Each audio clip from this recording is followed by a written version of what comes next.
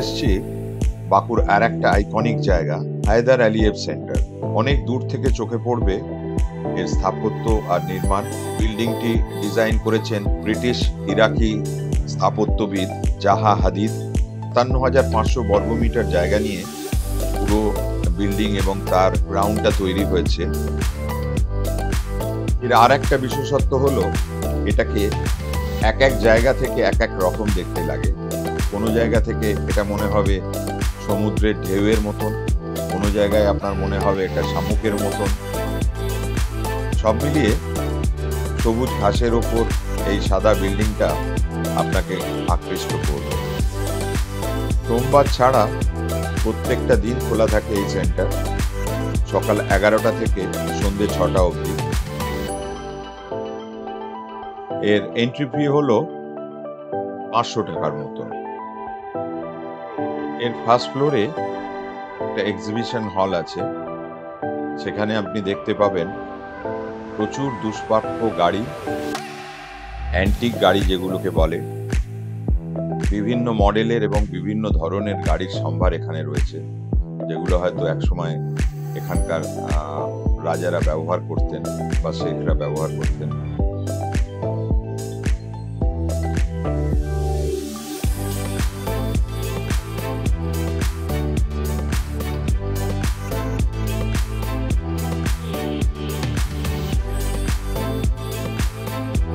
বেলভেডিয়ারের সামনের অংশটা হলো মিলি পার্ক। এটা একটা ন্যাশনাল পার্ক। এখানে একটা জলাশয় আছে, জলাশয়ের মধ্যে কতগুলো হাঁসও চড়ছে, আর একটা আজারবাইজানের ফ্ল্যাগও আছে। রাস্তার ওপর একটা বড় দাবার ছক রাখা আছে, যেখানে সবাই দাবা খেলে। আমরা যাচ্ছি বুলেভার্ড রোড। এই সাবওয়ে দিয়ে যাওয়ার সময় দেখুন কত সুন্দর একটি জায়গা, যেখানে প্রায় কেউ না কেউ মিউজিক বাজাচ্ছে, গান করছে।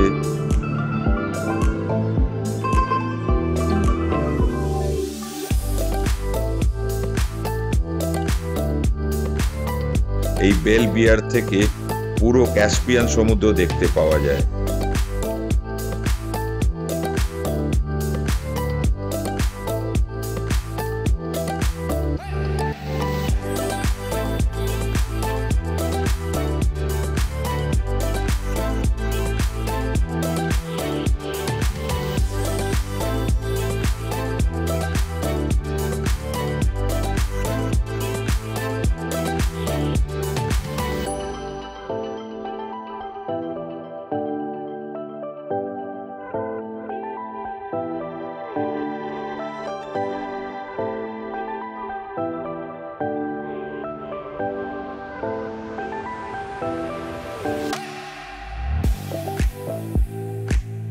বুলেভার্ড আর কার্পেট মিউজিয়ামের খুব কাছের আরেকটা আকর্ষণ হলো লিটল ভেনিস। সকাল 10:30টায় এটি খোলে, রাত্রি 11:30টায় বন্ধ হয়। সপ্তাহে 7 দিন এটি খোলা থাকে। ইটালির ভেনিস শহরের আদলে তৈরি এই খালের মাঝখান দিয়ে নৌকো যাতায়াতের আনন্দই আলাদা। তবে তার জন্যে আপনাকে কিছু টাকা খরচা করতে হবে। এটিকে পাশ থেকে যেমন দেখতে কোনো পয়সা লাগে না, খালি নৌকা চললেই আপনি চাইলে ভেনিসের মতো প্রান্ত থেকে আরেক প্রান্ত যাতায়াতের রাস্তাগুলো দিয়ে যাতায়াত করতে পারবেন। বিভিন্ন দিক থেকে ফ্লেম টাওয়ার, টেনিস মল, আরও অনেক কিছু শহরের শোভা দেখতে পাবেন। এই ডেনিস মল ঠিক পদ্ম ফুলের মতো দেখতে, ক্যাসপিয়ানের ধারে আর বেলভেডিয়ারের ওপর যে আকর্ষণীয় শপিং মল, বাকু শহরের একদম কেন্দ্রবিন্দুতে অবস্থিত এই মল। এখানে আলপিন থেকে এলিফ্যান্ট সবকিছুই পেয়ে যাবেন। প্রচুর মাংসের দোকান রয়েছে, চকলেটের দোকানও রয়েছে। তবে এখানকার সবচেয়ে প্রসিদ্ধ যে প্যানকেক, সেগুলো আপনাকে খুবই আকৃষ্ট করবে, খেতেও সুন্দর এগুলো। বিশাল আকারে এই শপিং মলটিতে রয়েছে বিভিন্ন ব্র্যান্ড রিটেল কোম্পানি।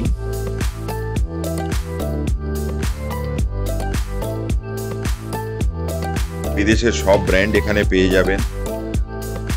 বাচ্চাদের খেলার জন্য একটা এরিয়া রয়েছে, আর একটা ফুড কোর্টও রয়েছে বিশাল বড়। একটু পায়ে হাঁটা দূরত্বেই রয়েছে পাকু আই।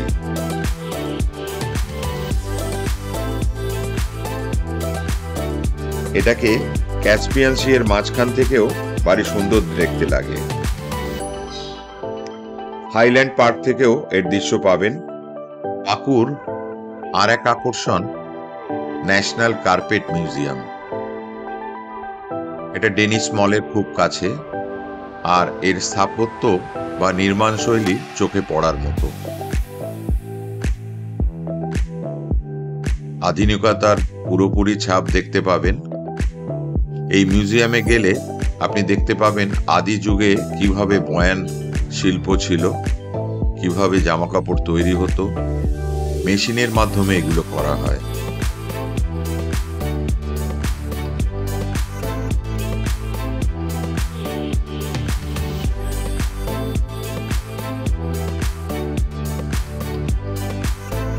সাধারণ মানুষের ব্যবহৃত জামাকাপড়, রাজার ব্যবহৃত জামাকাপড়, এখানকার মডার্ন পোশাক আশাক ছাড়াও এখানে যেটা তৈরি হচ্ছে আর যার নামে এই মিউজিয়াম, সেটা হলো কার্পেট। আর কার্পেটের বিশাল সম্ভার এখানে দেখতে পাবেন। ছোট বড় মাঝারি নামাজ পড়ার কার্পেট থেকে শুরু করে বাড়িতে ব্যবহৃত দেওয়ালের ডিজাইন করার কার্পেট, মেঝেতে পাতার কার্পেট সব দেখতে পাবেন।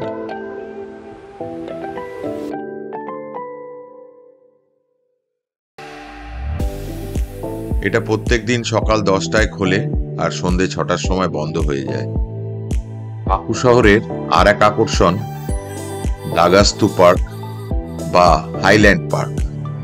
এই পার্কটি 24 ঘন্টা খোলা থাকে, আর এটাতে কোনো প্রবেশ মূল্য লাগে না। আপনি এটা পায়ে হেঁটে বেড়াতে পারেন, তবে এটা একটু কষ্টসাধ্য ব্যাপার।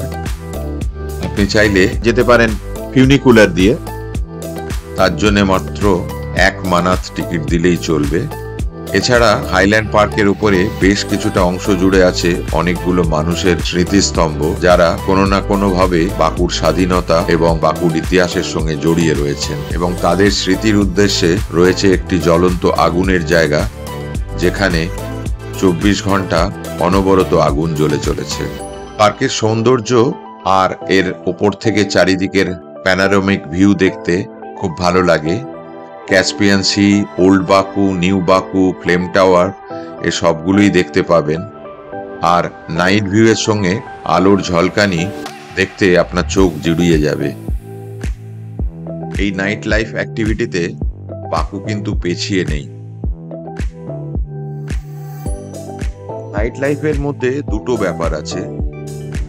একটা যেখানে আপনি আলোর মালার মধ্যে পুরো শহরটাকে দেখতে পান, যেমন এখানে নিজামি স্ট্রিট আছে,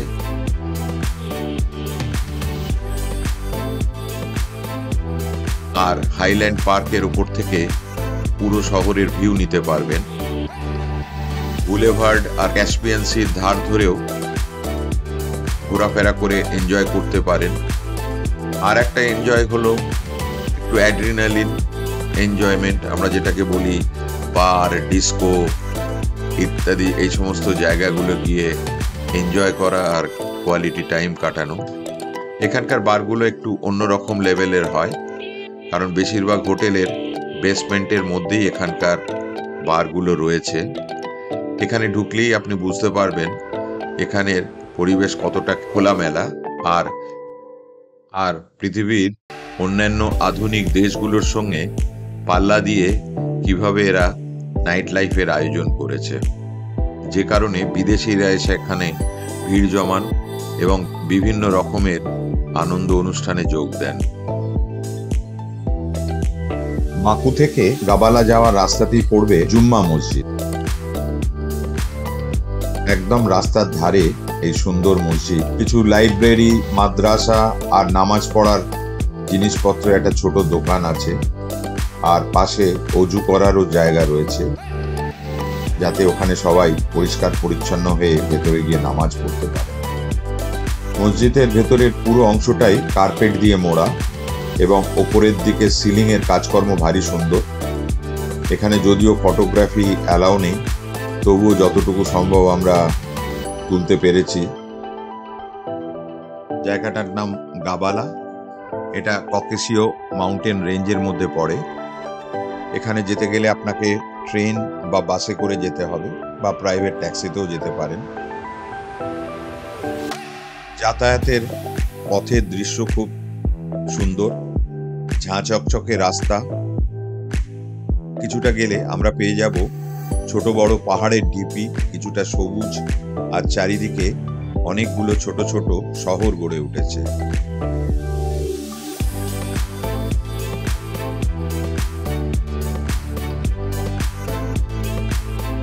গাবালা পৌঁছানোর পর আপনার মনে হবে আপনি একটা অন্য জগতে চলে এসেছেন।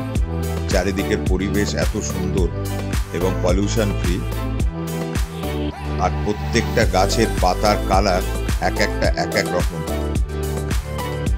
আর এখানকার রোপওয়ে একটা বড় আকর্ষণ।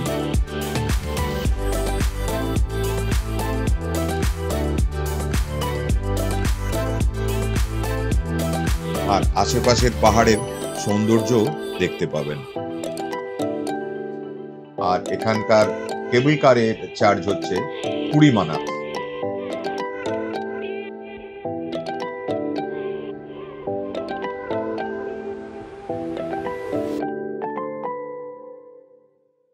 এখন আমরা চলেছি ইয়ানারদাগ ফায়ার মাউন্টেনে। শহর থেকে 25 কিলোমিটার দূরে এই মাউন্টেন, আর প্রায় 4000 বছর ধরে পাহাড়ের মধ্যে অনবরত আর অবিচ্ছেদ্যভাবে আগুন সমানে জ্বলে চলেছে। যে আগুন প্রবল বৃষ্টিতে বা অনবরত বরফের মধ্যেও নেভে না। এটা মনে করা হয় পেট্রোলিয়াম ও গ্যাসের সম্ভার আজেরবাইজানে আছে, তাই এটার থেকেই অনবরত আগুন জ্বলে চলেছে। তবে সাধারণ মানুষ কোনোদিন এটিকে বিশ্বাস করে না, আর এটা নেভানোরও চেষ্টা করে না। তার কারণ একটা ধর্মীয় সংস্কৃতি মানুষের মধ্যে রয়ে গেছে। এই অনবরত আগুন জ্বলার কারণে দেশ বিদেশ থেকে পর্যটকরা আজারবাইজানে ছুটে আসেন। বাকু শহর থেকে 25 থেকে 30 কিলোমিটার মধ্যে ফায়ার টেম্পল অবস্থিত। এমনিতেই বাকুকে বলা হয় ল্যান্ড অফ ফায়ার। এখানেও তার ব্যতিক্রম নেই। এখানে এমন একটা জায়গা আছে যেখানে 24 ঘন্টা অনবরত আগুন জ্বলে চলেছে। বিশেষ করে হিন্দু ধর্মের লোকেরা এখানে অবশ্যই একবার আসেন। তার কারণ এখানে দেয়ালের গায়ে অনেক জায়গায় সংস্কৃতিতে অনেক কিছু লেখা আছে। এখানে আছে শিবের মূর্তি, শ্রী গণেশের মূর্তি, বিষ্ণু মূর্তি এবং হিন্দু ধর্মাবলম্বীদের অনেক জিনিসপত্র। এমন একটা দেশ যেখানে 90% ওপর মুসলিম কমিউনিটির লোক থাকে, সেখানে হিন্দুদের এই রকম কালচারকে এত সুরক্ষিতভাবে রাখা আছে, এটা দেখতে এবং অনুভব করতে সত্যিই গায়ে কাঁটা দেয়। সবাই এই জায়গাটাকে ফায়ার টেম্পল হিসেবে জানে, কিন্তু এর অরিজিনাল নাম হলো আতশঘর হিস্টোরিক্যাল আর্কিটেকচার রিজার্ভ।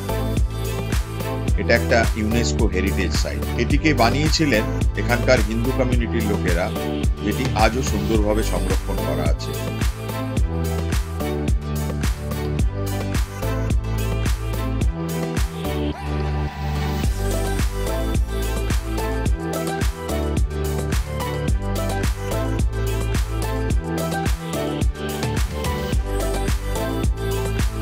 আর এক অন্যতম আকর্ষণ শুটিং সেন্টার। 2015 সালে এটার উদ্বোধন হয়। সকাল 9টা থেকে সন্ধ্যে 7টা পর্যন্ত এটা খোলা থাকে। এশিয়ার সবচেয়ে বড় শুটিং সেন্টার হিসেবে এটাকে ধরা হয়। এখানে বন্দুক এবং পিস্তল শুটিং প্র্যাকটিস করা হয়। এদের নিজস্ব প্যাকেজের মাধ্যমে নিজেও শুটিং প্র্যাকটিস করতে পারে। এখন আমার সামনে দেখতে পাচ্ছেন বাঁকুর সবচেয়ে বড় রিটেল আর হোলসেল মার্কেট সাদেক বাজার। এই মার্কেট এতটাই বড় যে মার্কেটে অনেকগুলো এন্ট্রান্স আছে। একই সাথে বিশাল অংশ জুড়ে বিভিন্ন রকম আইটেমের জিনিসপত্র পাওয়া যাচ্ছে। গ্রিন ভেজিটেবলস থেকে শুরু করে ব্লেজার থেকে শুরু করে বিয়ের গয়না, আর আকর্ষণীয় দুটো জিনিস হলো এখানকার কার্পেট।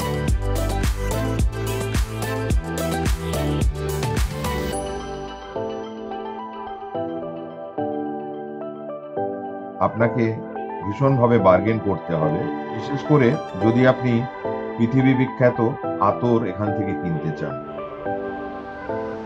আতরগুলো টার্কিতে যায় এবং ওখানে গিয়ে রিফাইনিং হয়। তাই আপনি এখানকার যদি অরিজিনাল আতর কিনতে চান অনেক সস্তায় পাবেন।